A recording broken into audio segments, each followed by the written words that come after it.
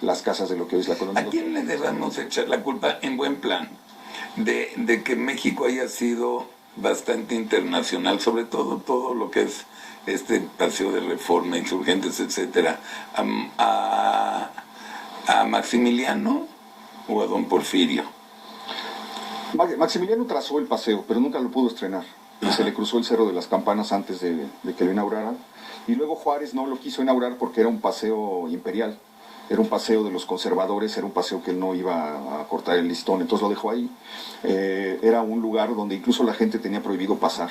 No, estuvo cerrado muchos años, hasta que llegó Sebastián Lerdo de Tejada, este presidente muy olvidado, que fue un puente, digamos, entre Juárez y Porfirio Díaz. Sí. Y él lo mandó remozar, le mandó a hacer las primeras fuentes. Está la palmera desde entonces, la palmerita que ocupa una de las glorietas. La glorieta. Sí. Y en lo demás se planteó hacer una serie de fuentes y de esculturas. El monumento a la independencia, que es el monumento que preside la Ciudad de México, no estaba planeado en el proyecto original, se fue haciendo sobre la marcha sobre el porfiriato.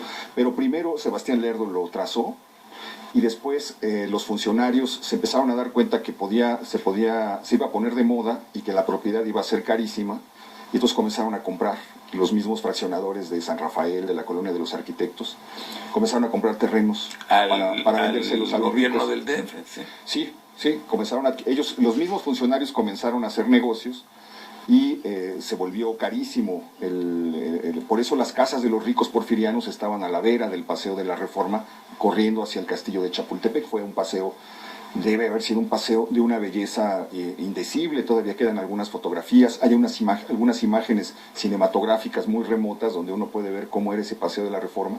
No le pedía nada a ningún paseo del mundo, y hasta la fecha, ¿no? Los paseos es una tradición muy interesante de finales del siglo XVIII, porque la ciudad necesita espacios no solamente para habitar, sino para la recreación de los habitantes, y además les daba la oportunidad a los ejércitos de desplazarse rápidamente cuando había algún momento de crisis. Claro, ¿no? Claro. Entonces el castillo de Chapultepec fue durante un tiempo una fortaleza militar, no se volvió habitación de los mandatarios hasta que llegó Maximiliano, y fue por una casualidad. Porque llegó Maximiliano al Palacio Nacional, iba a dormir ahí y se dio cuenta que todo estaba infestado de chinches. El lugar donde habían dormido los virreyes y los presidentes y don Benito Juárez, etcétera, era un lugar que no se podía habitar porque estaba infestado por las chinches.